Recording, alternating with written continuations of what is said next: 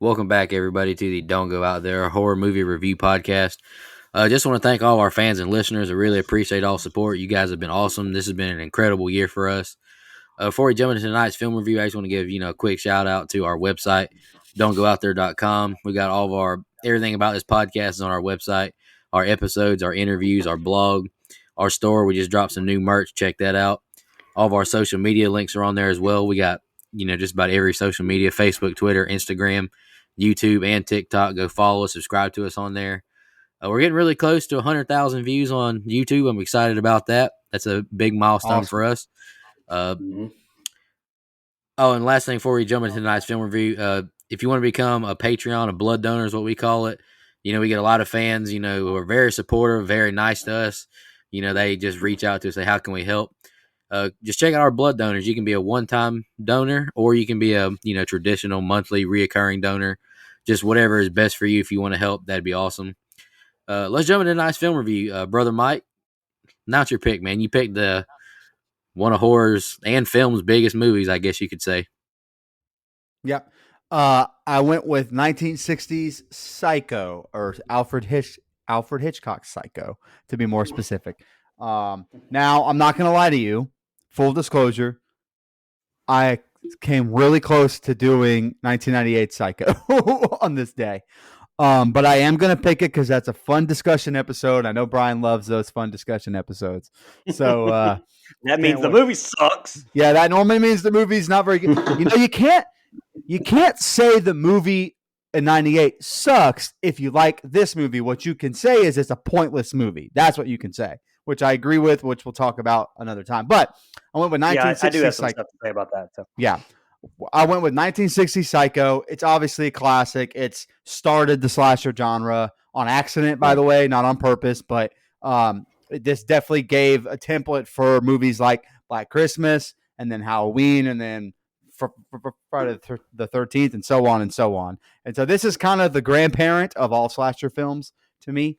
And that's the lasting legacy of this movie. Now, there's so much out there about this movie. There is a whole 9-part Wondery podcast series about the making of this movie. It's really interesting. I would highly recommend checking that out.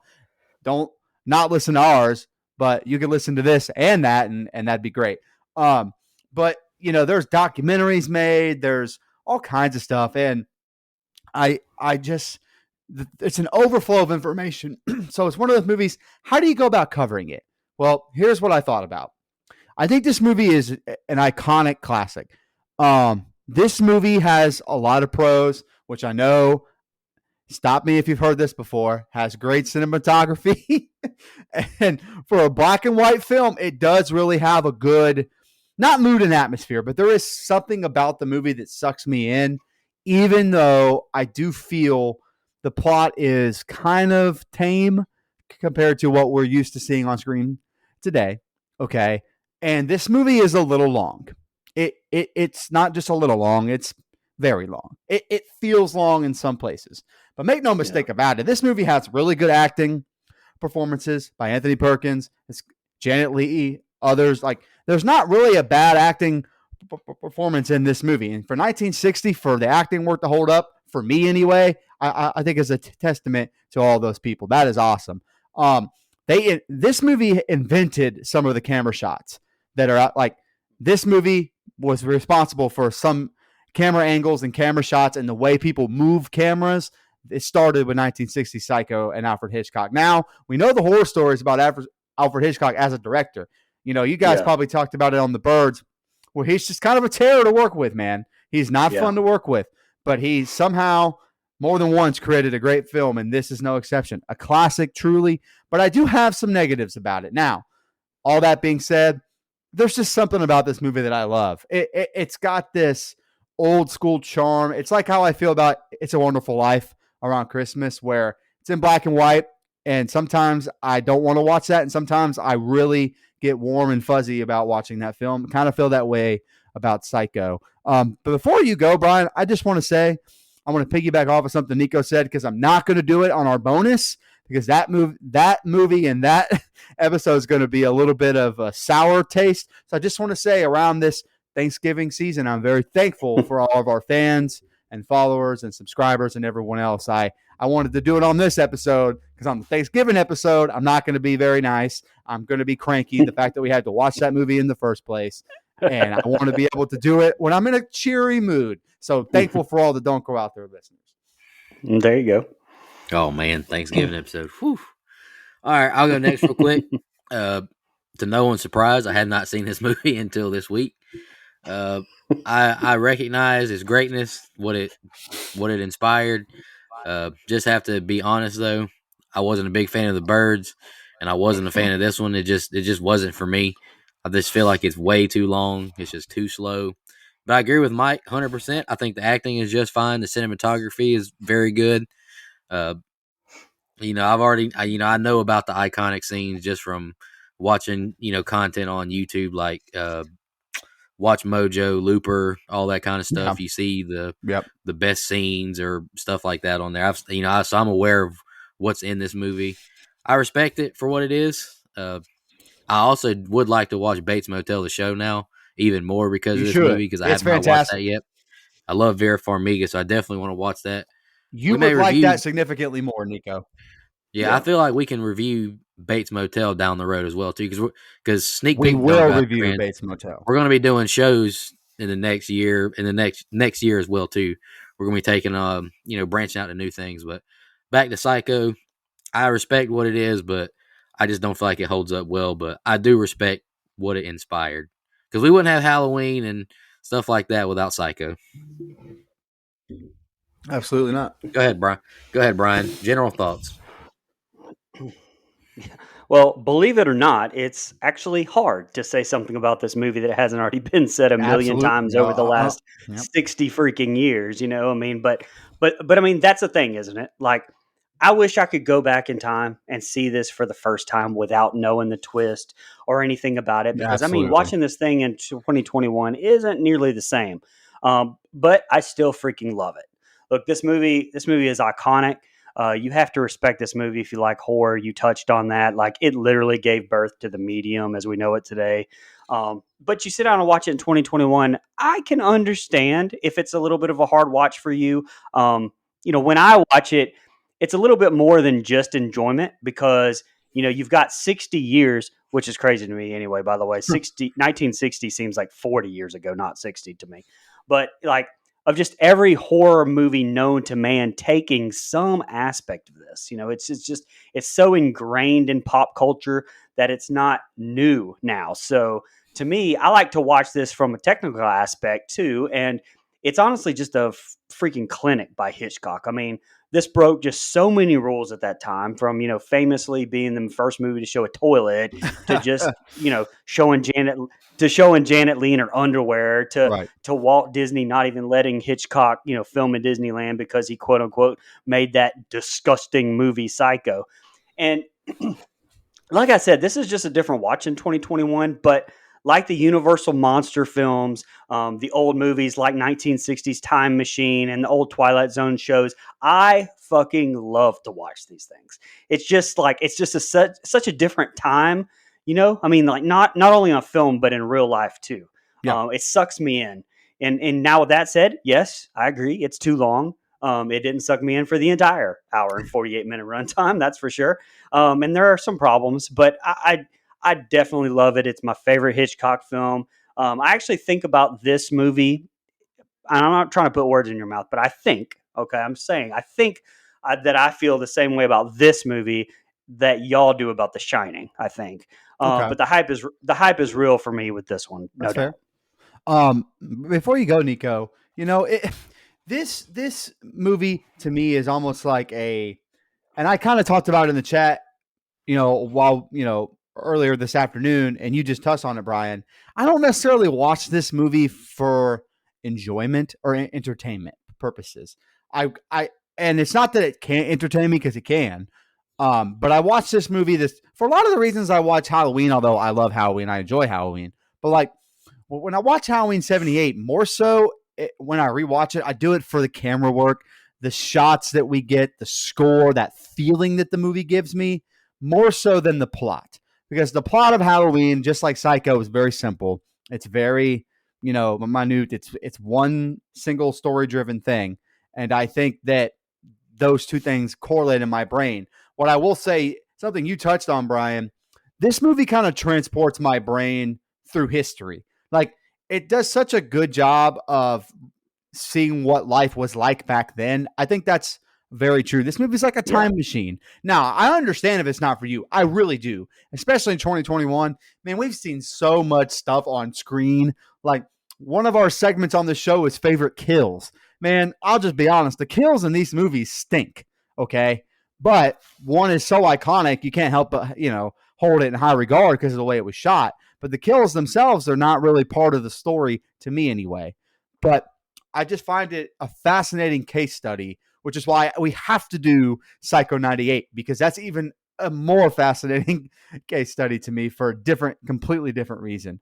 But yeah, man, I'm excited to talk about it. No Anne Heche butthole in 1960, though. So sorry, guys.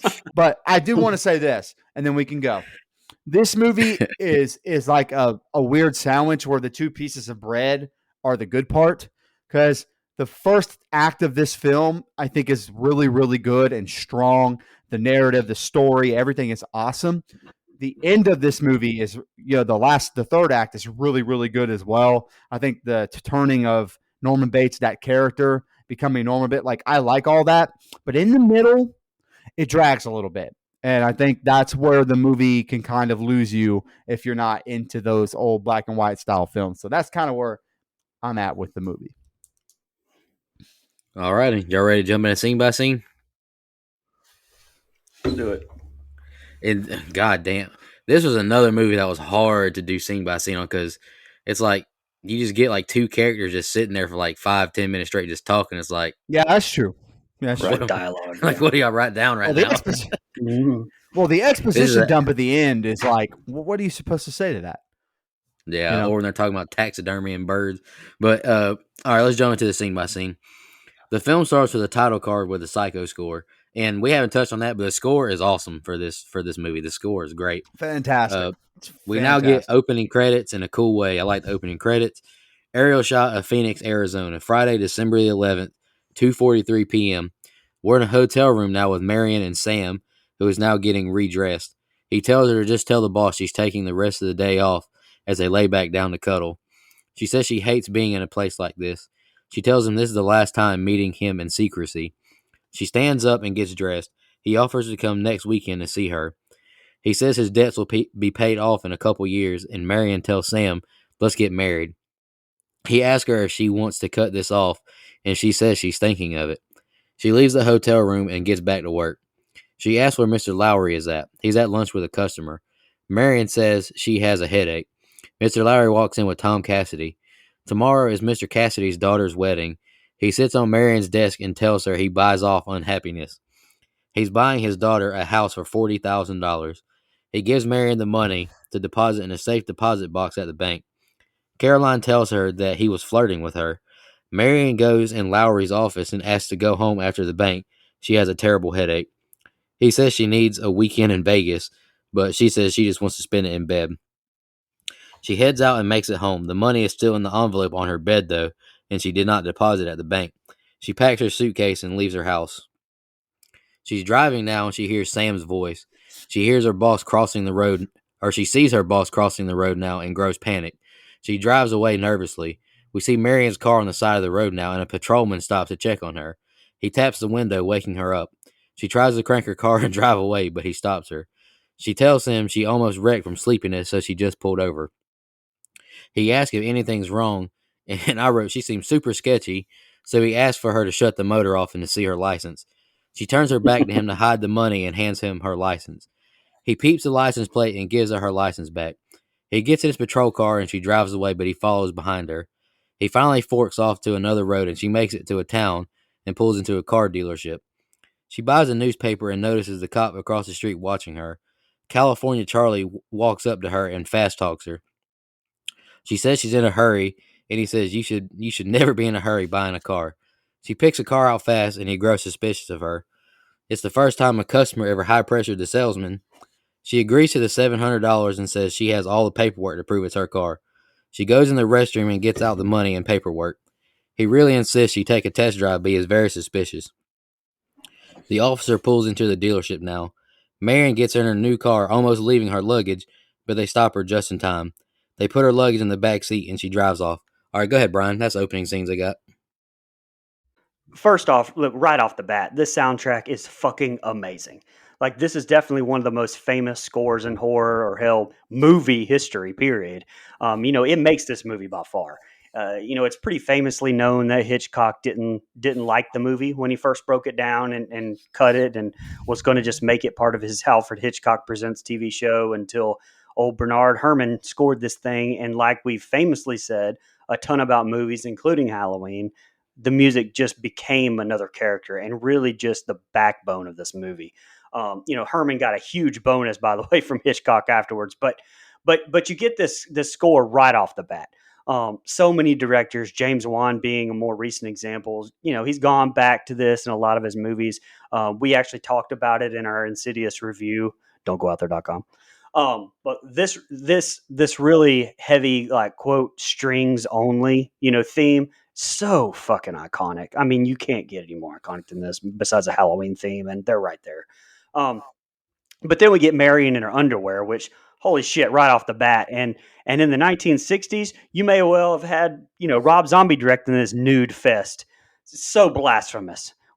which is another thing. Hitchcock almost comes across in this like he wanted to see what all he could get away with, but black and white to get away with, the blood with Janet Leigh here in her underwear, which another awesome subtle thing Hitchcock did is Marion's wearing a white bra because he wanted to show her as being like angelic. And then after she's taken the money, the following scene has her in a black bra because now she's done something wrong and evil. I thought that was a great touch. And, similarly, like before she steals the money, she has a white purse. And after she's stolen the money, her purse is black. Which also should be said. I think that, we mentioned in The Birds, Hitchcock, and you Mike brought it up a little bit, was a little bit of a perv. I think he's quoted as saying in this that, and I think this is one of two things that I'm going to say at some point in this thing, but he was quoted as saying that this opening scene should have, quote, featured Janet's bare breasts. But, hell, this was such a tussle with the censors of the day anyway. I mean, we may never have even seen this movie if that really happened. Hell, just them talking about divorce here, I was like, what? Yeah, like, I know. That's wow. I was like, holy shit. Hitchcock's cameo here, he said it actually came so early in the movie, and that was because he knew people would be looking out for him, and he didn't want to divert their attention away from the plot. Something here too that made me laugh is when Marion tells the oil man she's going to spend the weekend in bed, and he replies, "Bed? The only other playground that beats Las Vegas." But they cut that. That was apparently in the original script, but that cracked me up, and I wish they would have left that in.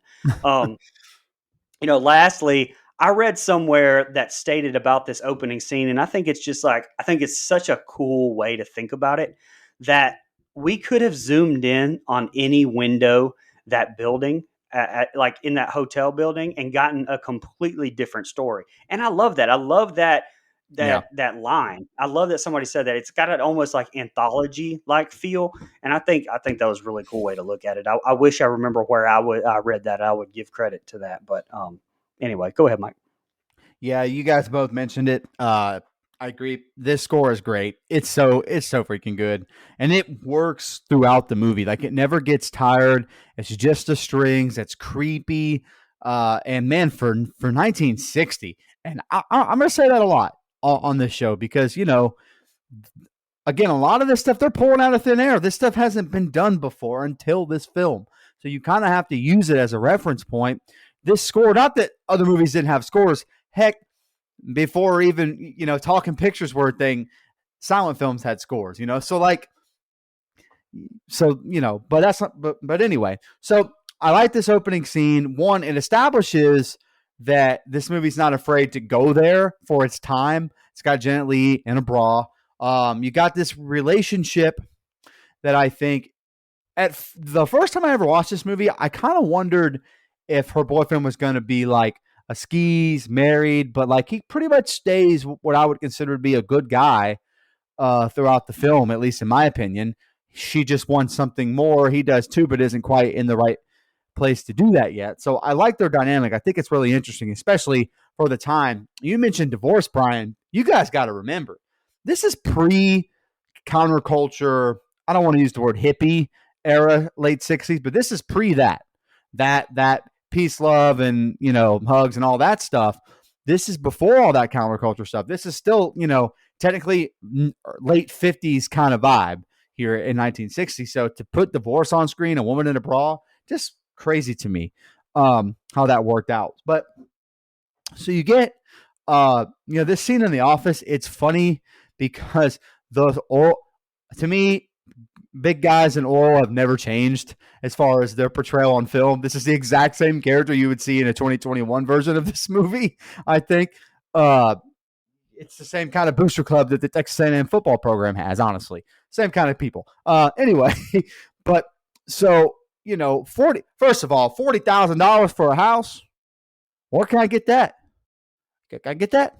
Because I'll take that. Anyway, but look, man, I like this because it's showing that she's I know you kind of had like the angelic white and black devil thing, evil, good, whatever. But I like that she's a woman that she's free thinking. She, she makes her own decisions. She doesn't let anybody kind of dictate what she does. She takes being hit on at the office because I guess that's just normal standard and practices back in the day, which is unfortunate. But she kind of takes that.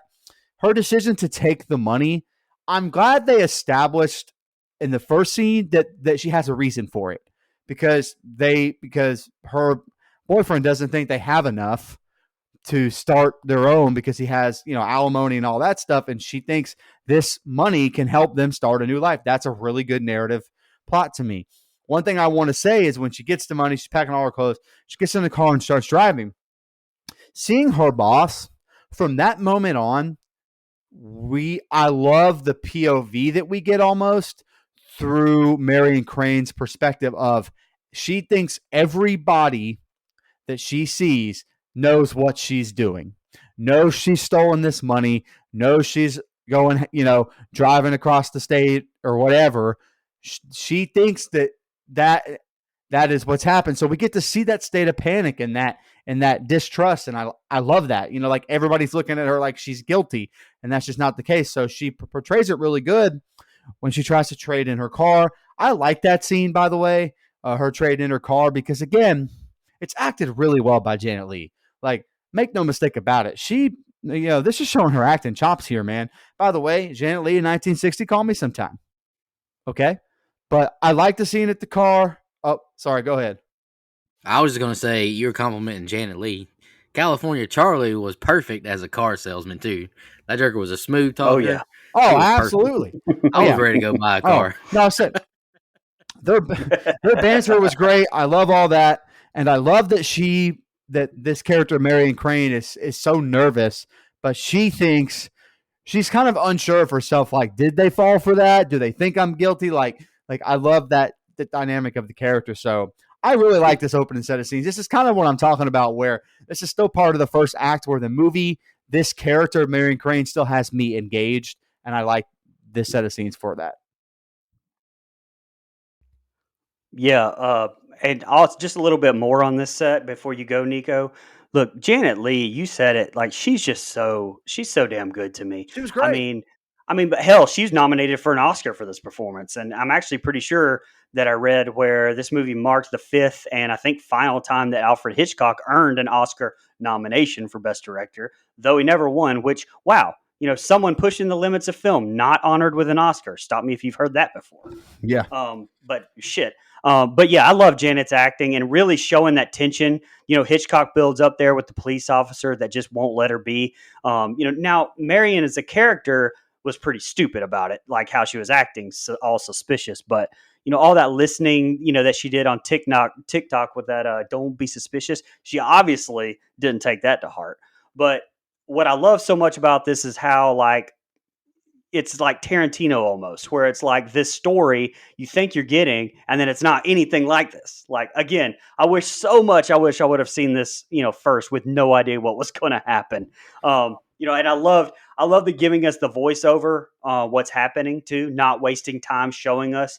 I laughed at the hot creepers comment that the oil man said. Like, what the fuck?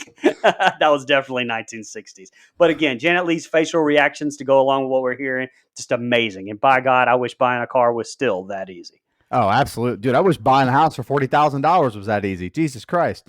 Also, really quick, you mentioned Tarantino. It's funny you mentioned that. I think it, and I want to give credit where it's due. I believe it's Dead Meat's podcast about 1998 Psycho, where they're kind of using this as a reference point. And Tarantino, they were kind of throwing around the idea that he would have been maybe a director they would have liked to see a Psycho remake from, which I don't agree with that. I love Tarantino, but I don't know about him doing it. But apparently Tarantino was asked about what he thought about the Psycho remake. He said it's better than the original. Quentin Tarantino is what he said. Oh, he's wrong. God. Okay. Well, for one, it's the same movie with different actors, but anyway. All right, Marion is driving again. We hear the officer and Charlie talking about how suspicious she seems. We hear Lowry now asking Caroline about where Marion is, and as Caroline call her sister, she's still not at work. Lowry tells Lila he hadn't seen her since work. He has Cassidy come into the office, and Cassidy is pissed. He'll replace any missing money with her fine flesh. It begins to rain now, and she can't see. She makes it to the Bates Motel and goes into the lobby. She sees a light on the house across the street. She honks her horn to get the people's attention. A man makes it to her and tells her they have 12 vacancies. She signs in under a false name and hometown. He gives her the keys to cabin 1. She just wants food and sleep. She's only 15 miles from Fairvale. Norman grabs her luggage and puts them in her room for her.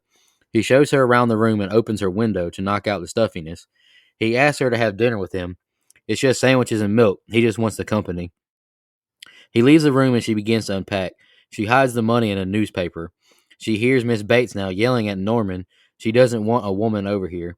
She scolds him and says women disgust her and she can't have her food or her son. He tells her to shut up. Norman leaves the house and heads back over to Marion's room now. She lets him in, saying she's caused him some trouble. He says Mother isn't herself today. He says it'll be nicer and warmer in the office. They go into the parlor and we see taxidermy all over. He says she eats like a bird. He says his specialty is taxidermy, stuffing birds. She says it's a strange hobby. He tells her it's not an expensive hobby, at least, besides the chemicals. A boy's best friend is his mother, he says. He asks her what she's running away from. He says he was born in his trap, and he doesn't mind it. He says sometimes he wants to curse and defy and leave his mother when she talks to him like that. He says his mother is ill. His father died when he was 5. She met another man who convinced his mother to build this motel. After his passing, she was in shock. She asked, why don't you go away? He can't leave his mother. I don't hate her. I hate what she's become. She asked, what about putting her somewhere? She apologizes and he gets ornery. Have you ever been in one of those places? Marion apologizes. She says she only meant well. She just goes a little mad sometimes. We all go a little mad sometimes, as he smiles and leans back. Sometimes just one time can be enough, she says, and she wants to go back to her room. She says she has a long drive back to Phoenix. He tells her he'll bring her breakfast early in the morning. All right, go ahead, Brian. Yeah, so just absolutely beautiful shots from outside, like in the rain, watching Anthony Perkins come down from the house. Look, Perkins is fucking phenomenal in this. Again, like I feel like now I understand how you guys felt with the Shining. Like I don't know, I have the same reactions I think to this movie that you guys did to that one, but. So I think I finally understand after 100 and something episodes, but yeah, anyway, Perkins fucking phenomenal. Like, and honestly, his character arc for Norman Bates over like even the sequels, it gives you a lot of depth where you feel really, he's really good kind of in those sequels, by the way. Well, yeah, well, and I've got a little bit more about that in the next. I really like the second one, but that's about it. Psycho 2 is great. It's awesome. Yeah. Anyway. You feel sorry for him, even like at different points, like he gives you this development that you don't get with many generic, slashers, especially at all. He creates this empathy for this character. I mean, it's fantastic. Hell, actually in the book, little fun fact, Norman Bates was a fat middle-aged dude, which obviously you can't picture now at all for sure. But I think, God, it's just such an amazing character just all around. Little nitpick now. Come on. Like, you aren't going to hear Mother and Norman talking from that far away. Like, she could hear them from the house. Like, no, that's not happening. I mean, Jesus, they should have honestly just written them, had Mother and Norman Bates had the conversation in their, in the hotel room, like in the room next door or something. Like, having her hear that from all the way, from the house, I thought was kind of dumb. But lastly, just the scene in the parlor, the way it's shot, again, just amazing. It goes from like eye level shots to like suddenly like underneath Bates where you're just like looking up at him. Perkins, and he does such a tremendous job like going through and just like showing so many different emotions here. And you see her just Marion just basically change her entire plan just from sitting here and listening to this dude. Now, great scene, great dialogue. We all go a little mad sometimes. I mean, come on. Like, that's just fucking so iconic. But it does go on a little bit too long for me. Like, they could have cut some of this, in my opinion. Anyway, that's all I had for this script. Starting off the same way as you, man, these shots in the rain as the car pulls up are iconic. They're phenomenal. I think they age well in black and white. It looks really good. Something about the house, and they really hone in on this, by the way, in the show Bates Motel. But because I've watched that whole series from start to finish and seen this movie, probably 8 times at least, something about the house is creepier than anything to do with the hotel. There's something about that house. I love the way it looks. It's creepy. It's eerie. It's, again, kind of like the music. It's its own character, especially when you start to get the depth of the TV show Bates Motel. But just, with that knowledge, it makes this going all the way back even creepier. I love it. And I think the shots in the rain really accentuate that. So I love this character, Norman Bates. The portrayal by Anthony Perkins is so good. And what I really like about it is he plays his Norman Bates character like a normal, nice guy. He's almost overly nice, but I don't think he quite crosses that line of being creepy about it. He's just a nice guy. And by the way, a good looking guy, and so you think about 1960s, this is big time serial killer, world that we live in, where people have TV shows and documentaries and podcasts all about serial killers. This is pre that aesthetic. And so there is no Ted Bundy. There is none of that where someone can be a good looking serial killer. This is, you're not suspecting a guy that looks like Norman Bates to be this guy that we end up seeing. He creates sympathy. He creates empathy. He cares about his mom. And that's something that I think all of us can relate to, where it's like we care about him. Like, that's a very normal thing for a son to do. And even though they get into that shouting match, you could tell he still really, really cares. One thing from this scene stands out to me more than anything else, and it's the little drops of the psycho Norman Bates to come later in this dialogue with him and Marion, where she kind of recommends putting the mom in an institution or a home or whatever. And he kind of goes a little unhinged, not full unhinged, but he just goes a little bit, like he says, a little bit mad sometimes, where like he didn't like that comment and something in him kind of came out. The Norma in him kind of came out right there. Mm-hmm. And I love that because it's not overdone. It's so subtle. And he gets back to kind of being a nice guy. Like you said, Brian, makes Marion kind of want to go back to Phoenix and settle this whole thing before she makes her next move. That is really, really good and not something I really noticed before, honestly. Like, that's a really good point. I love this set of scenes because I do think, one, the rain is so iconic as far as this movie goes. Like, the house in the rain is just very, very iconic stuff. And I love this dialogue between those two. By the way, sandwich and milk, I don't know about all that. It's not really, and I love milk, but I don't know about those two together unless it's a PB&J. Now, if he's having PB&J for dinner, that's cool. I don't know. But a turkey club with some milk's not really the vibe for me, Norman. But that's fine. You do you. But no, man, one thing I love, last thing here is this Norman character. They do such a good job. If you're seeing this for the first time, Brian, I'm with you 100%. I would love to go back in time and watch this in the theater without knowing a damn thing, because the way they play this character makes you feel so bad for Norman in this situation. And especially in the next set of scenes, if you don't know anything and you went into the movie blind, you'd be really upset for Norman. And I just love that it starts with that argument with his mom and everything else. That knowing what we know, it's a little bit, okay, we know what's going on here. But if you didn't know, I can only imagine in 1960 what the people in the theater were, thinking about that. So I just love that I love the way they played that. So I like the set of scenes. I think the dialogue is absolutely tremendous. All right, Norman checks the books and notices she lied about her name and hometown. He now reveals a hole in the wall so he can spy on her as she undresses. He storms outside and goes to his house. We see Marion doing some basic math and budgeting. I laughed at that. She tears the paper up and flushes it down the toilet. She gets in the shower now and begins to wash herself. And I thought it was kind of psycho behavior to just get in the shower and not let it warm up, but I digress.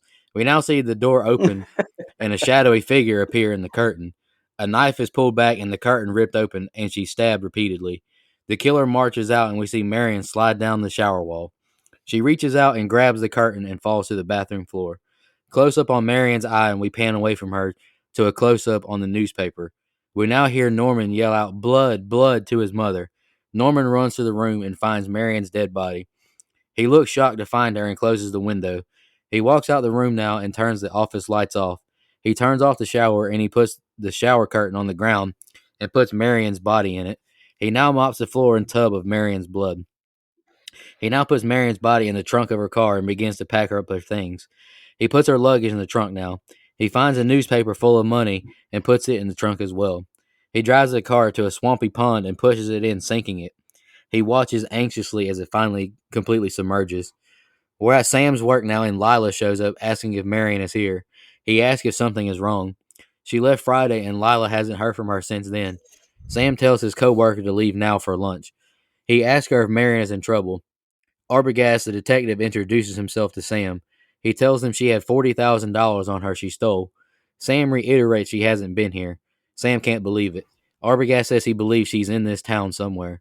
We now see Arbogast going around town asking if they've seen her. He makes it to the Bates Motel now. He tells Arbogast he has 12 vacancies. He says he doesn't feel inspired to turn the signs on. He asks if he's out to buy a motel since he's seen so many. He tells him he's looking for a missing girl from Phoenix. He says he's not the police. He tells Arbogast no one stopped here in weeks and asks Norman to look at the picture. She may have registered under an alias. Norman now contradicts himself and says a couple came in last week. Arbogast looks through the registry book and finds the name Marie Samuels. He believes that's her and asks was she in disguise. He tells Arbogast it was raining so it made her hair look different. He now tells her the story of staying at the hotel. Came in and slept and left the next morning. He gets asked more questions and Norman begins to stutter. He's obviously lying. She paid in cash and left and never came back. Arbogast says this isn't gelling. He asks if she's still here, and then he invites him to come help him change bed linens. All right, go ahead, Brian. Wow, what's great here is that once she leaves that parlor for the first time, we don't follow her. Like it's a different movie now. It shifts you to a different perspective. I mean, that's freaking brilliant to me. Also, just a few tidbits here. Like when Norman spies on Marion as she gets ready to shower, the painting he removes from the wall is apparently of Susanna and the Elders, in which a young woman is unknowingly watched as she bathes. A little bit on the nose there. A little bit. And we see this like all the time now, but then this is what Mike was talking about. It's super groundbreaking for Hitchcock to use a 50 millimeter lens on his 35 millimeter camera. Yes. So you get that closest approximation to like human vision, and you implicate us as the viewers as like fellow onlookers or voyeurs per se. Here we get that infamous toilet scene as well, which is fucking hilarious to me. Like, and I complain now about everybody getting offended over everything. Like this is shot as famous because it showed a toilet on screen. I mean, how blasphemous. But then we get it. The infamous shower scene, one, if not the most famous scene in horror history. First of all, holy shit, like we just lost our protagonist and there's an hour left in this movie. Like that's absolutely crazy to me. Also, give me not much more to this movie and I love it even more, but we will get into that later. But yeah, now there's some issues with it, like as far as like the cuts not lining up or her hair's drier in one scene than the previous one, and things like that. But and just some other tidbits like knife sound is actually a knife stabbing a cassava melon. Hitchcock wanted like pure realism with this and actually told Herman to not score this, but he did anyway. And just holy shit, wow, it's so good. Those quick cuts, the screams from Janet Leigh, her pulling the shower curtain down, that slow zoom out on her face, which, I mean, there's been some controversy over the years of that, where some people say Hitchcock used a freeze frame, but you can clearly see her throat move as Janet swallowed involuntarily there. And apparently, like in the next moment, Janet Leigh blinked. So a clip of the shower head was inserted to cover up the mistake, which, if knowing that now, that makes sense. But also, another tidbit: Marley Renfro was paid $400 as Janet Leigh's body double for some quick nude shots, and for that brilliant shot looking up in that water stream of the shower head, Hitchcock used a 6-foot diameter shower head made up and blocked the central jets so that the water sprayed in like a cone past the camera lens without any water spraying directly on the camera lens. That is fucking amazing. Again, like the stuff that had never been done before, man. Yeah, like the practicality of stuff like that is just it's what I find so fascinating, and I love these old films for stuff exactly like that. So I'm right there with you for that. Lastly, just how hilarious is it that this money has been the focus of the story the entire time, and the camera just zooms over to it as if to say, "Well, this doesn't fucking matter anymore." So like, so great. Like, and again, you just almost feel sorry for Norman having to clean up after his quote unquote mother. So you think, after all this stuff. Although, by the way, easiest stabbed dead body cleanup of all time. Like, so back to back, we've had the easiest car sale buy of all time and the easiest cleaning up dead body, because, oh my God, like the blood that would have been there. Whew. Yeah. Go ahead, Mike. Man, I love the shower scene. And not so much the kill itself, but just because of everything you just said about all the technical stuff. Prior to that though, Norman looking through the peephole to me, or looking through the peephole to me, that's the first time where we're kind of like, okay, maybe this isn't the person that we think.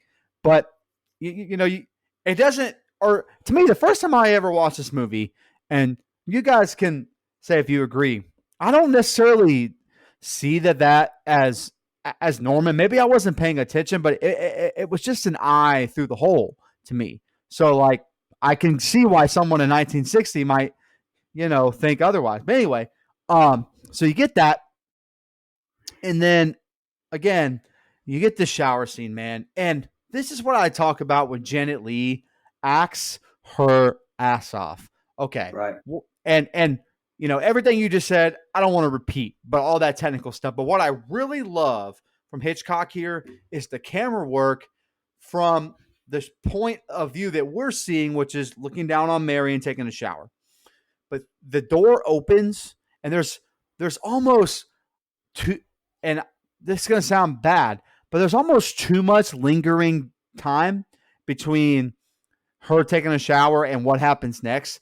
It's just kind of quiet, just the water running, and it's just like this big white shower curtain, and slowly you see the door open and you see the body walk up there, and you're like, holy fuck, what is going on here?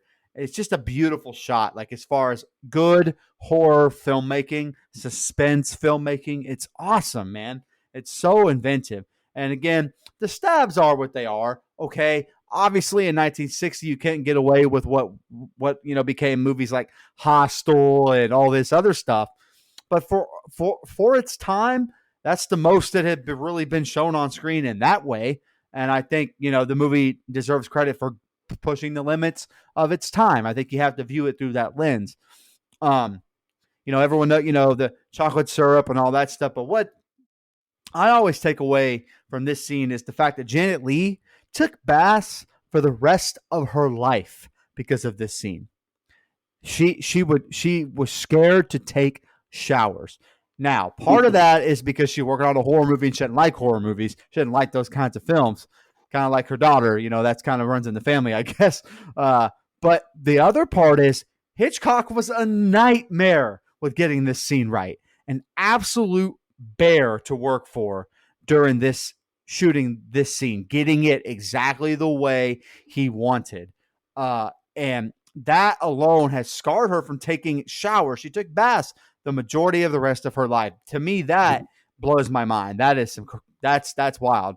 That's a wild story that came out of this. But yeah, man, just even the little shots of her, again, pulling the shower curtain down, her kind of flopping over off of the tub, onto the floor a little bit.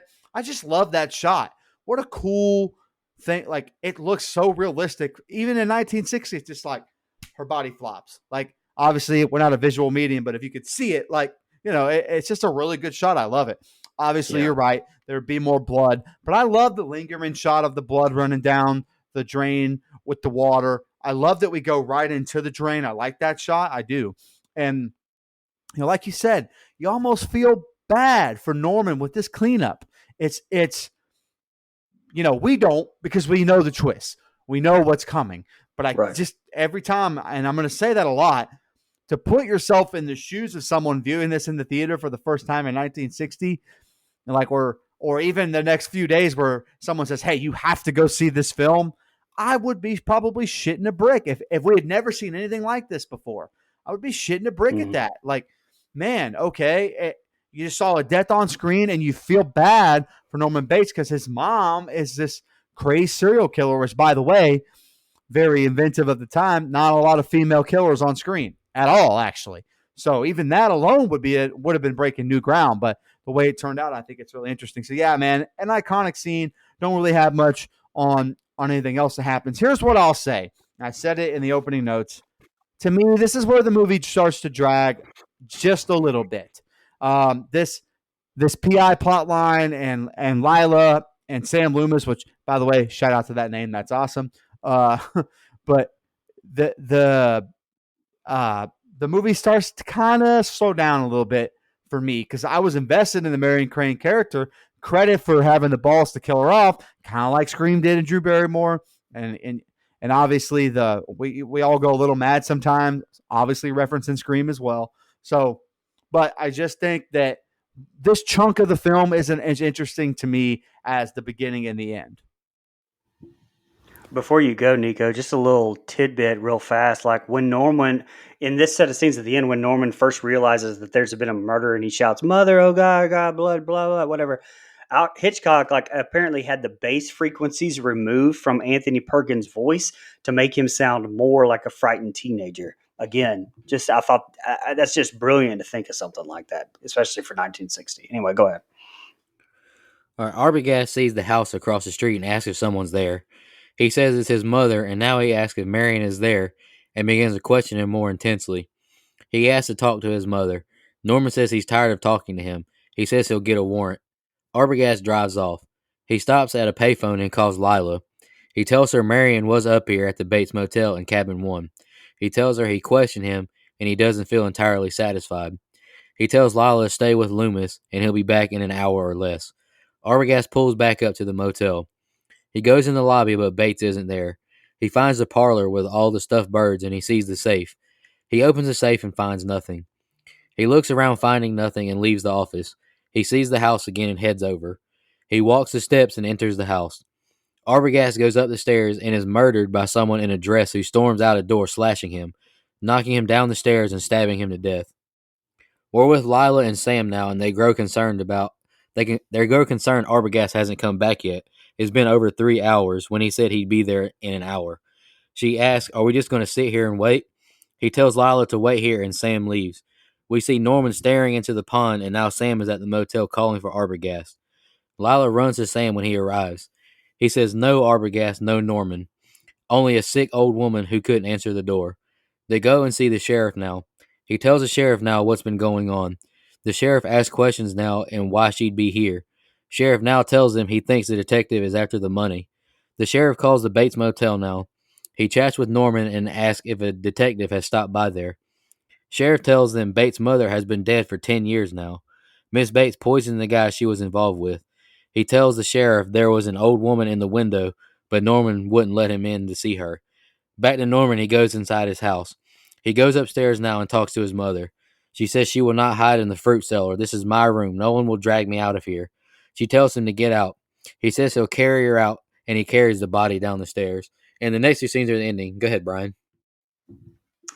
So yeah, I talked so much in the last set of scenes that I didn't really want to get into it then, but to me the last set of scenes would have been a perfect ending to this movie. Like, leave it up for interpretation on if he ever gets caught or if Sam and Lila ever find her or what, because like this is almost like two movies here to me. And I think that this would have been a perfect place to kind of go into the second movie, because after what we've gotten, which was just so brilliant and so good to me, I mean, to me, that this movie is a perfect 10 to me right now up to this point. I just don't really care about Sam or Lila to the extent that I was invested with Marion. I Absolutely. mean, no offense to John Gavin and Vera Miles or No. anything, and like I said, they play it fine. Honestly, if this was a completely different movie, I think it was awesome. Look, it's fine here. Just again, I think it makes it too long. Um, but also we got a shot here in the last set of scenes too, or at the very beginning of this set. But anyway, it was Norman on the bench, kind of eating candy corn. Apparently, Hitchcock allowed them to improvise in some spots, and this is a spot where Perkins improvised munching on the candy corn. So yeah, it was pretty good little tidbit there. Perkins playing nervous when Arbogast is questioning him, I thought was brilliantly done too. But this is where the movie, like with Mike said kind of the same thing. It kind of starts to drag for me as well, particularly. Actually, this seems like a good place to talk about how Hitchcock, Mike mentioned how he was on set. This was the other thing that I was going to say. Allegedly, he would refer to Perkins as Master Bates. Obviously, this goes along with I mean, obviously, this goes along with his reputation. He had on, like we talked about with Tippi Hedren as well, when we reviewed the birds. But yeah, it's just, I mean, shit that he would get canceled for today, like obviously. But anyway, I love, just before I go, my last thing I have to say is I love the overhead shot as Arbogast is killed and kind of met by Mother. I thought that was a beautiful shot. And obviously that's replicated in a lot of the sequels, that almost exact shot. But here it's amazing. Yeah, I don't have a whole lot on this set of scenes for the exact reasons you said that I've already mentioned, that I just think it kind of drags here. I don't think this part of the story is as interesting as what we got prior to. Not that, and here's what's funny, Brian. The character of Lila Crane in Psycho 2 is awesome. Like, I'm glad she exists in this movie so she can exist in 1983's Psycho 2. Like, I think her character in that is so strong and interesting and fascinating. And in this movie, it's just, well, it's not that they, by the way, all three of the main actors involved in this set of scenes is really good. Like, I think Arbogast and Sam Loomis and Lila Crane, like, all their actors do a great job as far as the acting itself. And there's still some good shots, like the one you mentioned, the overhead that's been done to death. Now, the kill is not great, man. him falling backwards down the steps is a sight to behold to me, man. That is not something that aged well. I heard that explained away as he's been cut on the head, so like that's kind of a trippy, like, oh, this is kind of like what he's seeing. Okay, like obviously, I think that's kind of a bullshit explanation for the fact that they just didn't have good practical effects back then. But it's a good headcanon, I think. Well, it's one of those things where if this movie is done 35 years later, it looks different. If that's what they were going for, you know what I mean? So it's like one of those things, like it's just one of the things that didn't age as well as some of this other stuff aged. And so I think that's where it is. But yeah, there's just, I mean, I appreciate the depth. I just think you could have trimmed right here about 20 minutes. Like, you still could have had these characters. You still could have had their interaction. You still could have it being, privately investigated and all that stuff. And the kind of duo of Sam and Lila kind of teaming up to find out what's going on. You could still have that, but clip it about 20 minutes less. I think you get a more tighter, better film. And there's some stuff on the end I think you could have clipped. And you could have got this runtime to about an hour and 25 minutes and just had a much tighter film to me that didn't take. Because, again, this is where it's a little dialogue heavy and the movie just kind of starts to drag. Now, Anthony Perkins, excuse me. I almost call him Tony Perkins, like the movie Heavyweights. Shout out to Ben Stiller. But anyway, no, but Anthony Perkins, like you said, when he's talking back and forth with the PI, it's awesome. Now, that is really good dialogue. You could have kept stuff like that in. The way he plays it, he's really nervous. By the way, that's the first time we've seen him crack like that. That is, obviously, he got angry at Marion Crane for kind of mentioning putting his mom into a home. But, like, this is the first time we kind of see him trip over himself a little bit, give himself away, kind of tip his hand. And so I think that's played really well. But as far as everything else in the scenes, I just didn't take a ton of notes because the story itself doesn't do a whole lot. Like, there's just not a whole lot going on. It's some good character development, but I think that we could have trimmed about 15, 20 minutes off of it and got the same effect. Well, see, and I think that it's really good stuff. I just don't think that I think that you could have taken the first part, like I said, and cut it off and even added some more to make that an hour, 10 minutes, hour, 15 minutes, and then taken this whole second half. Because like I said, it feels like From Dusk Till Dawn, where it's like two completely separate movies, except that the main characters don't go on. So It's like, it's almost like a TV show. It's almost like a TV series where it's like, this is the second episode almost. I don't know. It's just, I would have liked to have seen this into two movies, but it's still very good. It's just long. That's all. Right. And I agree with that. All right, y'all, here's the ending. We're leaving church now, and the sheriff tells Lila and Sam what he saw at the Bates Motel. Lila says she still feels weird, and sheriff says, come to my office and file a missing person report. They walk off now. Lila says they're going to search every room in and out. Norman sees them arrive. Lila says she saw someone in the curtain. Norman arrives and goes into the lobby with them. Sam says he has to sign in because of business reasons. Lila leaves and Sam follows behind.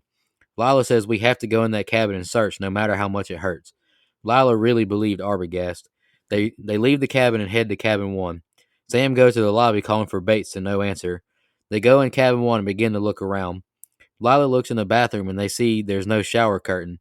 Lila finds some of the paper with the money budgeting on it too. She says we go to the old woman. Sam and Norman converse in the office and Lila sneaks over to the house. She goes inside and looks around. Back to Norman and Sam. Sam says he'd hate to be here all alone. Lila goes in Miss Bates' room and finds it without her in it. She gets scared by her reflection, but sees a deep imprint in the mattress. Lila goes in Norman's room and sees the toys and books. Norman appears frightened to Sam now. Norman tells Sam to leave as he asks him more and more about the money. Norman asks, where's that girl you came with? Norman hits Sam in the head with, I guess it's just a glass container, I'm not sure what it was, a knick-knack, and runs to the house. Lila runs downstairs and finds Norman's mother's mummified corpse. She's terrified. Norman runs in the room now, dressed as his mother, and Sam grabs Norman from behind and gets him to the ground. We're at the courthouse now, and the psychiatrist tells them all what he's concluded. Norman Bates no longer exists. His mother has taken over. He tells them to check the swamps and ask if they have any unsolved missing girls cases. 10 years ago, Norman murdered his mother and her lover. Norman got jealous when she got a man. He stole her corpse to right the wrong. He began to speak and think for her. If he felt an attraction to a woman, the jealous mother side would take over and kill. When Norman came to be, he'd cover up his mother's crimes. He says the money is in the swamp. A cop takes Norman a blanket. We now see the iconic scene of Norman gazing into the screen as his mother narrates. We get a quick flash of Norman's face becoming his mother's decayed face, and we now see them dragging the car out of the swamp. And the screen just says the end. All right, Brian, what do you think of the ending? When you said the budgeting on the piece of paper, it just cracks my ass up. You mean the advanced math of $40,000 minus 700? I don't I don't know what she was doing for that dude, but I hope it wasn't I hope it wasn't math.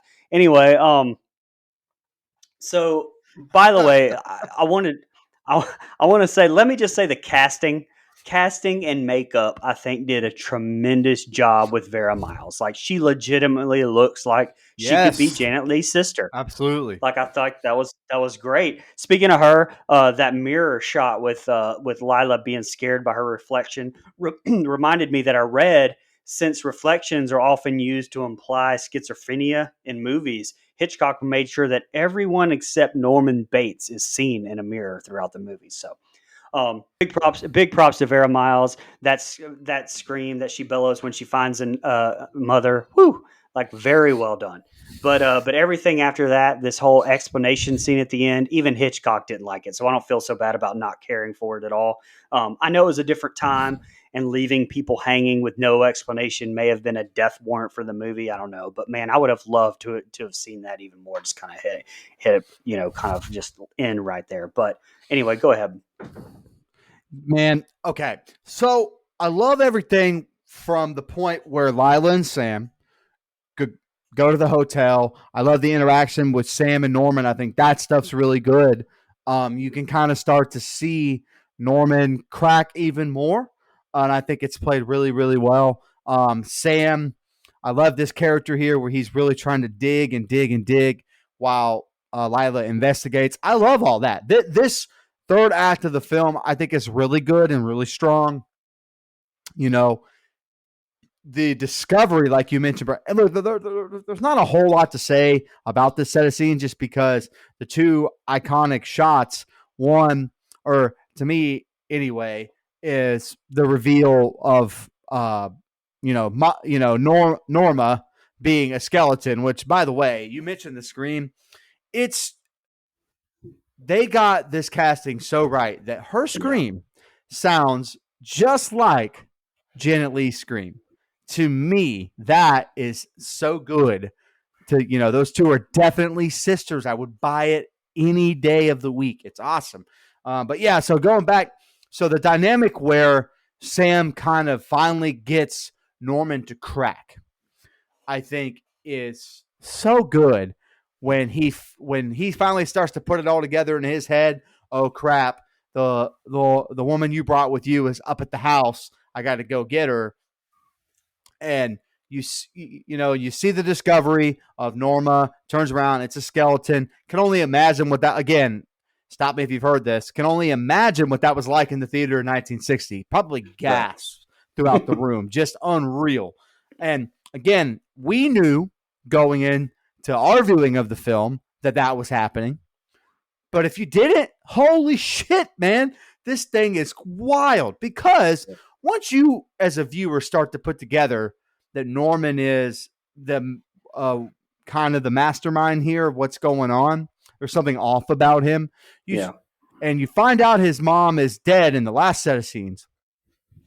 You kind of wonder, well, then who the fuck is the old lady? Like, what's the deal going on there? And so when that reveal happens, I could only imagine, man, just the shock and awe, especially in that time period of that being what happens. That is some good stuff, man. I love that shot. I think the scream is great. And I would have loved this movie ending on Norman becoming Norma with the knife. We see the cross-dressing, and Sam Loomis kind of just not killing him, but putting an end to him. That would have, to me, been a good ending. Lila and Sam get away. You don't know what happened to Norman. You know, that's fine. That, to me, if you end it there, you save yourself, first of all, 10 minutes off the runtime. Because after that, I'm with you and I'm with Hitchcock. I just don't see the point of this set of scenes being in here, with the psychologist and all that stuff. I just don't think it adds anything. I think it's an exposition dump. I understand at its time, but it's the one thing to me that aged the worst in this movie, because I don't need everything explained to me. Same as I talked about the exposition dump in Halloween Kills. That movie had the big exposition dump by Jamie Lee Curtis. We get that here. Like, I just don't care to know all of this, because I think it's scarier to not know. I think that makes the movie more interesting. So I'm with you, Brian. I think everything from the start of the set of scenes to when Sam stops Norma, whoever, from killing Lila, I think that's a tight movie where you could just leave it on a cliffhanger. I think that would have been really good. Now, it's funny I say that because I love Psycho 2. I mean, I really do like Psycho 2 a lot. And I don't think you get the goodness of that film without that exposition dump. So I'm a little torn because the character direction of Norman Bates does not go. I mean, I guess it could, but because of the end of this movie, Psycho 2 sets up a narrative and a plot that I think is really, really good. And I know Nico's going to be like, nah, I'm good, fam. But Nico, I highly recommend. I'm probably going to pick it at some point on the show, so you're not going to have a choice. But Psycho 2, I think you'll like more. I really do. Like I honestly think you'll like it more because it's a tighter movie to me. It's a better story, or it's not a better story, but it's a more involved story. There's more going on. Well, you could have recorded this voiceover from the psychologist and then not had it in this one, and then in the second one had the voiceover playing over just shots of him in prison or whatever. And I think I think it would have been perfectly fine. The problem with that is it's a 23-year time jump. That's the only thing. Like 22. They said that over and over and over again. God almighty. 22. It's 22. True. 22-year time jump in that film, and it's quite a bit different. I mean, you got to remember between that movie and this movie, and then I'll shut the hell up. All the other slasher stuff happens. We see Black Christmas, we see Halloween, we see Friday. And Freddy hasn't happened yet, but he's on his way. And so, in between that time period, you get this big slasher craze, and I think that. So much happened. They could have gone that direction, but they didn't. But I still think Nico would actually like that movie a little bit more. Like, I really, really do. And he's definitely going to like Bates Motel because all this stuff that you get in this movie is explained really, really well in 5 seasons. It's really, really good. So, yeah, I like the ending except the exposition dump was my point. Hot take. I didn't even mind the exposition dump. Not at this point. I actually kind of like the explaining the psychology to everybody. Jesus, but I will never be able to get a grasp. Nico likes the worst part of the movie. It's like I give up. I don't even know. I don't. Hearing about taxidermy and birds for 20 minutes was good. All right, whatever. All right. Yes, it was. But what I will say, that show was a snooze fest. Hey, watch Bates Motel, the whole show, and then watch this movie. And taxidermy and birds and all. I'm not watching this movie again. Bro, I think you'll want to. You'll want to if you watch Bates Motel. I'm telling you. Fair enough. I do want to watch Bates Motel a lot. Yes, you do. Trust me. Let's jump into our fan questions real quick. We'll just start with Twitter. Shan asked, are you guys familiar with the case of Ed Gein that Robert Bloch loosely based the character of Norman Bates? Interesting case to read about if you haven't. He also loosely inspired themes in the Texas Chainsaw Massacre. I'm pretty sure Ed Gein was the inspiration for Buffalo Bill as well. So Ed Gein's very influential. I do not know the story with Robert Bloch though, or Bloch. I'm not sure about that though. And also, she said, he's the inspiration for a lot of the movies. Yeah. She also said, for anyone that goes to Universal Studios in Hollywood, the House for Psycho still stands on the backlot tour. I would like to go see that one day. That would be pretty cool. Yeah, me too. Sean Irwin wrote, if I remember correctly, audiences were upset at seeing blood going down the drain. And he wrote, this is such a good movie. Hey, Brian, you and Sean might agree again. The world is ending. It's happening often lately, just saying. Missy Hutchison, she commented on Instagram, this film is what horror is all about. Definitely in my top 10. Look forward to this one. Appreciate it. Danny Cnaps, another huge fan of the show. She's always asking, when are you guys going to upload it? Need to watch before the review. I don't even know if I've seen this one in its entirety, but I know I have seen the one with Vince Vaughn, so I'm excited to visit the OG. Can't wait. Clayton J, he just wrote, great flick. Did you all see the TV series they did, Bates Motel? No, I have not seen that yet, but I'm definitely going to be checking it out. I've been obsessed with it since it came out. I'm definitely looking forward to watching that show. And then Michelle wrote, "Great choice, guys. I remember hearing one time that she stabbed a melon, or that they stabbed a melon repeatedly for the shower scene. It was very effective. So that was cool. Yep, I think Brian touched on absolutely, that. man. Yeah, I haven't. I've seen all of the movies, but I've never gone back and I haven't watched the remake, and I haven't watched the Bates Motel because I just kind of felt like it was a prequel, and I didn't want to see that. But if you guys say it's good, then I might give it a shot. Brian, I'm pretty certain you will like Bates Motel. And I think you won't not like the remake, but you won't like it because it is shot for shot. It's the same film. Outside of one scene, which I won't reference again because you already cut me out earlier for saying it, but there's a scene in that movie that involves Anne Heche that's the only difference, my man. That's it. By the way, shout out, and I don't have the YouTuber on hand right here, and my phone just died, so that was a good time because those were where my notes were. But that's okay. I got the rest memorized. But there's a YouTuber that cut the two together, the original and the remake, and it's fully uploaded on YouTube. It's actually very interesting. I mean, I didn't watch the whole thing, but I skimmed through it, and it's kind of interesting to see how they tie together. It's really interesting. Again, 1998 is a fascinating episode because why in the fuck would you remake this movie, for one? But two, it's the same damn movie.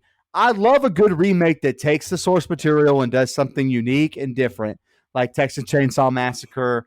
I'll even give Rob Zombie credit for his first Halloween. But the Psycho for Gus Van Sant is the same film with Vince Vaughn as Norman Bates, and it's not the Vince Vaughn that you're used to at all. Let's do our fun facts real quick. I just got a couple of them. And the last one I have is Anthony Perkins and Janet Leigh said that they did not mind being stereotyped forever because of their participation in this movie. They said in interviews they would rather be stereotyped and be remembered forever for this classic movie than not be remembered at all. And I love the fact that they said that because I believe Brian brought it up where, was it Jennifer Love Hewitt didn't want to be typecasted as a scream queen or whatever, so she turned down movies or whatever. Hey, don't ever play yourself. Yep. Congratulations. That's the only two fun facts I got. So whoever's got some more, go ahead. I've got two before Mike, get into the budget stuff. Marley Renfro, that the unbilled nude model who doubled for Janet Leigh in portions of the murder sequence. She was featured as a Playboy cover girl in the September 1960 issue while this movie was still in theaters. Quite appropriately, she was pictured on the cover taking a shower. And the last thing I just had was a fun fact. It's just a personal story fun fact. It's a memory I have that's I don't know why it sticks in my head. It's just something that's just special to me. We used to go to Universal Studios a lot as a kid. And, it was before fast passes. Like it was, you're waiting in lines for stuff in the hot summer because school was out, 100-degree weather for an hour and a half, 2 hours for stuff. But I was in middle school, but it was me and my dad and my mom and my brother. And we went to Universal Studios and went to the, they in Orlando, not the one in Hollywood. And they had a Psycho, almost like a makeup type play thing. And anyway, every show, which, they'd let in 100 people and they'd have 4 shows a day. But every show they'd go through and they'd pick somebody in the line and take them in. And they came and they picked my dad out of the line. Out of all those people in the line for, 2-hour wait, they picked my dad out of the line and wouldn't tell us why. They just told us we could record it. Now, I had a old school video camcorder, but me being a piece of shit 7th grade little shithead used all the battery it already because I was filming, girls in the park. But I was they took us in there and allowed us to only film of anybody in there. If you've been to Universal Studios, they don't let you take pictures, anything like that. But my dad actually was Norman Bates in the little play. They dressed him up and they used him in there. So just a little fun fact that was, dear to me. That's awesome, man. Yeah. So this movie was made for a cool $806,000, or roughly around $806,000. So adjusted for inflation, fellas, this is where you get the hard hitting numbers. That amount calculates to 7,149,276 in 2021 money. So that's how much the movie was made for. And it made a cool $50 million, which I didn't get the inflation number on, but I'm sure you can imagine is quite a significant chunk of change as far as the inflation goes. So I think that's kind of interesting, man. Not a high budget movie, but, 7 mil is not anything to sneeze at for, a slasher film. So yeah, that makes sense to me. Well, and to go along with that, Hitchcock wanted to make this movie so much that he usually takes his $250,000 salary for every movie that he made, but instead he talked Paramount into giving him 60% of the movie's gross. Right. And they agreed to it, didn't think it would be poorly. His personal earnings from this movie exceeded $15 million. Adjusted for inflation, that amount is $131 million in 2020. He made for doing this movie just because he took a 60% of the movie's gross. Finesse the hell out of him. Love to see it. Yes, he did. Yes, he did. All right, ready to jump into the rating, favorite kill and least favorite kill? Yep. Sure. I'll go first, just get me out of the way. For favorite kill, shower scene. It was. I'm not going to say that I thought it was, by 2021 standards, it's not the best murder scene I've ever seen in a movie, but for its time, I'm trying to place myself in 1960, watching this on the big screen. I'm sure it was shocking, groundbreaking. It's still a good scene, but nothing special to me now, personally. Sorry, hope that didn't offend nobody. Don't really have a least favorite kill, but I'll go with Arbogast, I guess, because that's really the only other one I can think of. Rating, I respect it. Do I think it's great? Personally, no. I think it's pretty boring now, honestly. But definitely an iconic movie. Inspired a lot of movies that I do love. 78 Halloween. I know that's Mike's favorite. I love that movie as well. I mean, hell, two of the main characters is named after the people in this movie. Yep. I think the acting is fine, like I mentioned earlier. The direction's fine. I just think it's way too long. It's too slow for my personal taste. I gave The Birds a 4.5. I actually would rather watch The Birds over this one, but I'll give this a higher rating slightly, just because of the impact it had. I gave it a 5 flat. All right, so I'm going to read off Brother Dustin's, which again, continue to keep Brother Dustin in your thoughts and prayers, and his family and everyone close to him. And we miss you, buddy. He says, it's very well made, and it's a classic in every sense of the word. It laid the groundwork for most of the horror we've had since it was made. However, it doesn't hold up.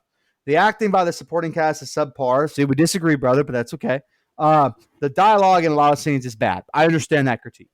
And by 2021 standards, it's boring. The runtime could be shaded by about 40 minutes, understandable, and it would accomplish the same thing.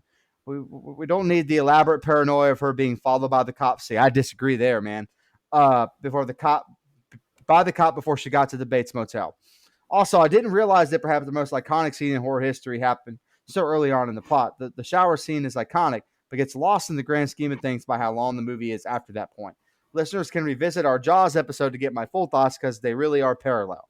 It's a classic movie, no doubt about it, but it doesn't hold up well as far as being captivating and entertaining. If it weren't a film from 1960, my score would be much lower. But since it's so old and does feature some fantastic cinematography, I give it a flat 5. Man, I love Brother Dustin. That's why I love doing this show, because we can have differing opinions. I cannot disagree with the majority of that more, but that's what makes the show fun. Normally, me and Dustin agree, so this is some... Yeah, and normally me and Dustin don't agree. Yeah, it's fair. Well, neither one of you like old... neither one of them like old movies, Dustin. That's what it is. Let me boost this average up a little bit. Whatever. Same. So obviously, I talked the entire time. Well, let me do my favorite kill at first. I just to throw it out there, same as Nico's. I don't really know what other else you could really pick. Marion and Nabergast. But anyway, so I talked the entire time, so you kind of really know my stance on this. But I wanted to take this time to talk a little bit more about the entire franchise for a second. We talked some about Psycho 2. Perkins comes back. He's actually in all of the sequels to this, but 2 is the only one to me that's really good. Vera Miles, like you said, is back as Layla. She's great. Now it's a completely different movie. And I'll say if or when we review it, but it should be black and white. I think like, why was this whole franchise not in black and white? That could have like been your shtick, your thing. I think that would have been really cool.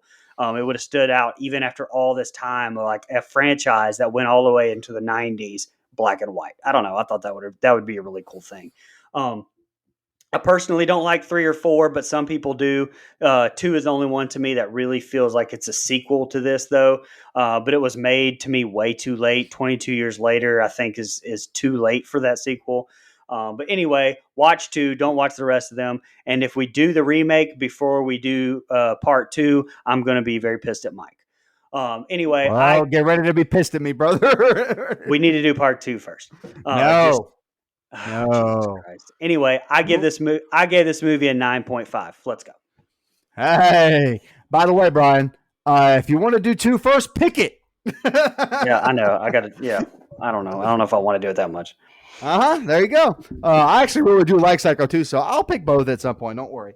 I've already said what I could say about this movie. We all have, it's iconic, classic, all the, things that have always been said about the film. I think the cinematography holds up. I disagree with Brother Dustin and I guess Nico. I think the acting holds up really, really well.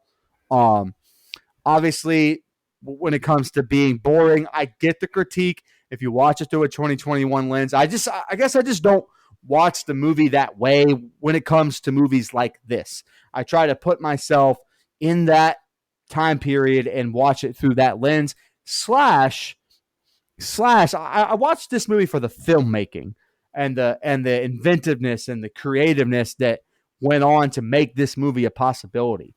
And so that's why I love about this film. Does everything age well? No. Is it long? Yes. But I really do think it's a classic in every sense of the word. It gave all of us movies that we love and hold dearly. And while I may not hold this one so close, I do think it's almost like the visiting uncle that you love, but you don't have to see but once or twice a year around the holidays. That's kind of how I feel about Psycho. All that being said, my favorite kill, Marion Crane. My least favorite is the PI. It's just, again, falling down the steps thing was not that was a goofy scene. That looked like Scary Movie 2. It wasn't something that I really enjoyed. But my rating, I had a really hard time with this rating because I don't want to overrate it because it's gotten its flowers a million times. But I didn't want to go low either because my enjoyment factor is different from how I actually think of this film. And so with all that being said, I gave this movie a 9, just a flat 9. It's not a perfect movie, so I had to dock it a point. But I do think just for what it did for the genre that we hold dearly, we have a whole podcast about it. I had really no choice but to give it a 9 for what it did for horror films. And I think that's the reason why I hold it in such high regard. All right. With our 4 ratings, the average is out to 7.125, and IMDb with 636,268 reviews, they gave it an 8.5. So we're a little under, but that's mine and Dustin's fault. Oh, it's definitely y'all's fault.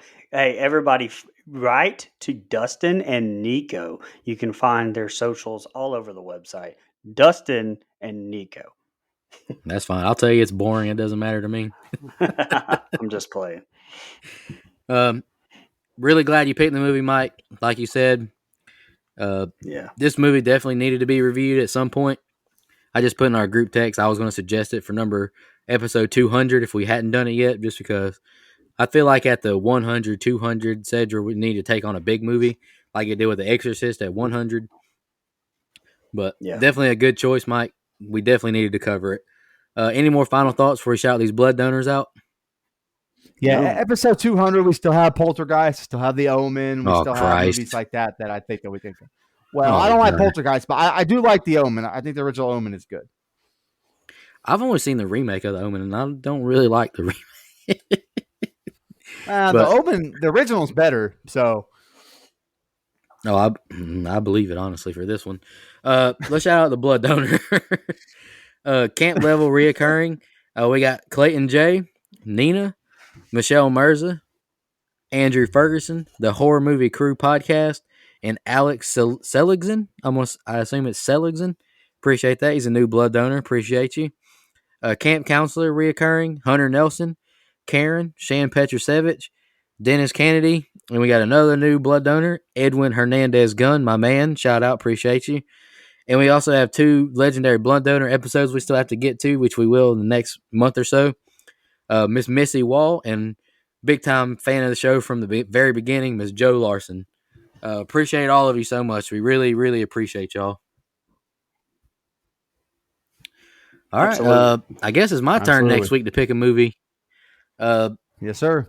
Next week, we're going back to the 2015.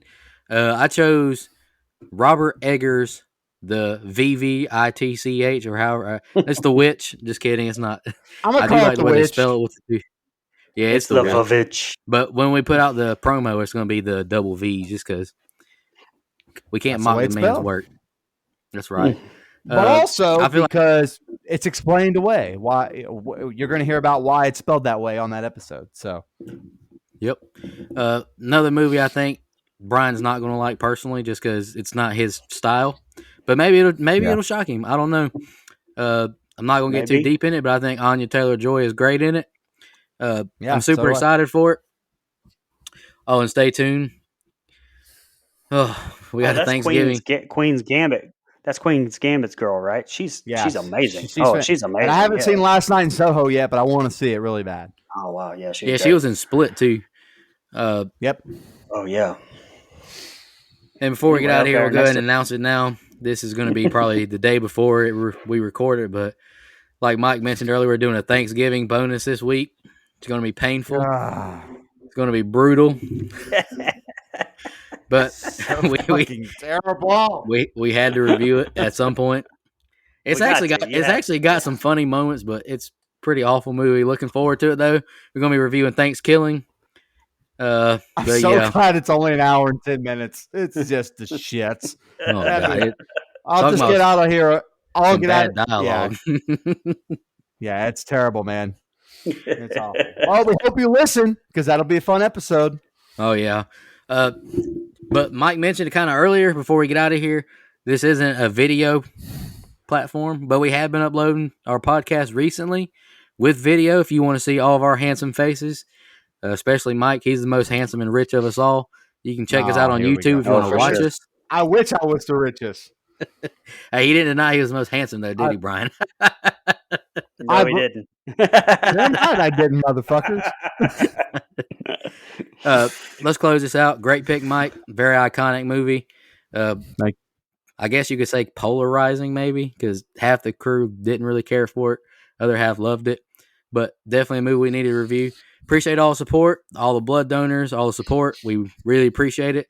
Love you guys. Have a good one. We all go a little mad sometimes. Gobble, gobble, motherfucker.